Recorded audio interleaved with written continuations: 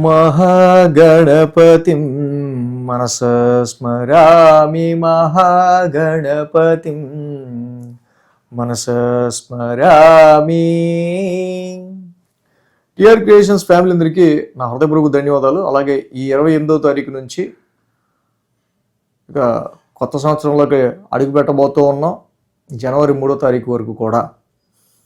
So ఈ వారం రోజులకి ద్వాదశ రాశుల వారికి సంబంధించి రాశి ఫలాలు ఏ విధంగా ఉండబోతున్నాయి అనేది చూద్దాం.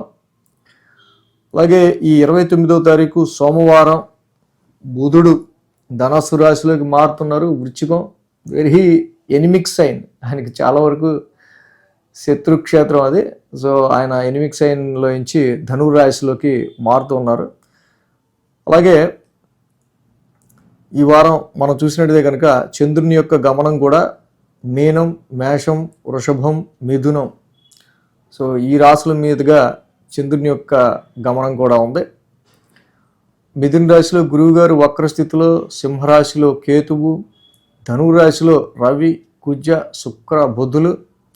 అలాగే చూసినట్టయితే కనుక మీన రాశిలో శని, ఆయన గురువు గారి ఇంట్లో గోచారంలో ఉంటూ ఉన్నారు.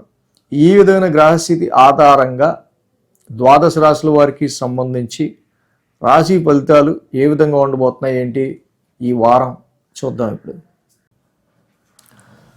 మేషరాశి వారికి సంబంధించి చూద్దాం. మేషరాశి వారికి ఈ వారం మనం చూసినట్టయితే కనుక వీళ్ళకి భాగ్యస్థానంలో శుక్రుని యొక్క సంచారం అనుకూలంగా ఉంది.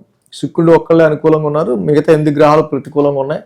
ధనపరమైన విషయాల్లో కావచ్చు, కొన్ని శుభకార్యాలకు సంబంధించిన విషయాల్లో కావచ్చు, వ్యాపారానికి సంబంధించిన గ్రోత్ విషయాల్లో కానీ, వీటి విషయాల్లో మిగతా గ్రహాలు అనుకూలంగా లేనప్పటికీ శుక్రుడు కొంచెం పాజిటివ్ రిజల్ట్స్ అనేవి ఈ రాశి వారికి ఇస్తూ ఉన్నాడు.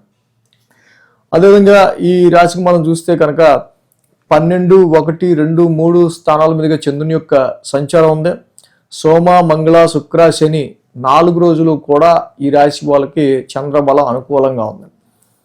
మేషరాశి వాళ్ళకి వారం ప్రారంభమే మనం చూస్తే కనుక సో టఫ్నెస్ ఇన్ జాబ్, కొంచెం వృత్తిపరమైన విషయాల్లో, ప్రొఫెషన్కి సంబంధించిన విషయాల్లోనూ, అంటే ఓన్లీ ప్రొఫెషన్ అంటే మనం చేసే ఉద్యోగమే అని కాదు, కర్మస్థానం అంటే మనం చేసే పని, చదువుకునే పిల్లలు అయినా సరే, సో కర్మస్థానం మనం చేసే పనికి సంబంధించి కొంచెం కష్టించి పని చేయాల్సి వచ్చే ఆస్కారాలు ఎక్కువగా ఈ రాశి వాళ్ళకి కనిపిస్తూ ఉన్నాయి.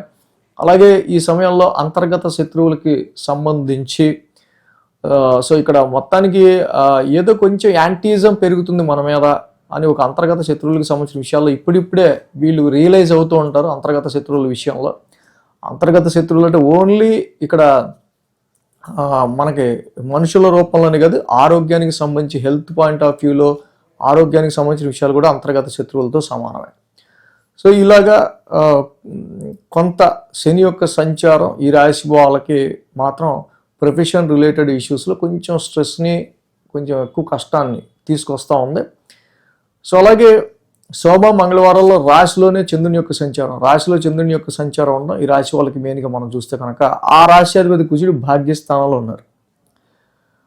సో ఈ రాశికి కుజుడు ఇక్కడ 9th ఉండటమే కాదు, ట్రాన్సిట్లో, అలాగే అక్కడ రవి కూడా ఉన్నారు. ఇక్కడ మనకి మోర్ స్ట్రెస్, మోర్ స్ట్రెయిన్ అనేది ఇక్కడ ఈ మాసగ్రహాల వల్ల కూడా ఏర్పడతా ఉంది.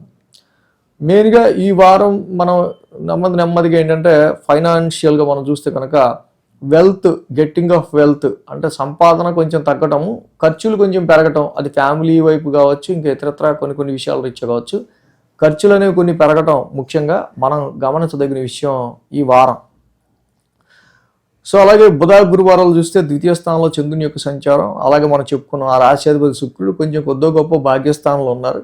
సో శుక్రుడి యొక్క ఈ సంచారం మనం అనుకున్నట్టు ఫైనాన్షియల్గా కొంచెం రాబడి తగ్గటం, ఎక్కువ ఎక్స్పెన్సెస్ ఎక్కువ అవటం, సో ఫైనాన్షియల్ మేనేజ్మెంట్ అనేది ఎక్కువగా ఇక్కడ ఉండాల్సిన అవసరం కనిపిస్తుంది ఈ వారం.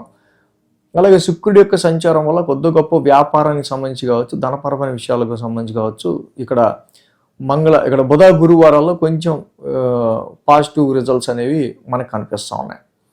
అలాగే కొన్ని శుభకార్యాలకు అటెండ్ అవటం కానీ, వ్యాపారానికి సంబంధించిన విషయాల్లో కొంత పాజిటివ్ రిజల్ట్స్ కానీ ఈ బుధ, గురువారాల్లో ఉంటూ ఉన్నాయి.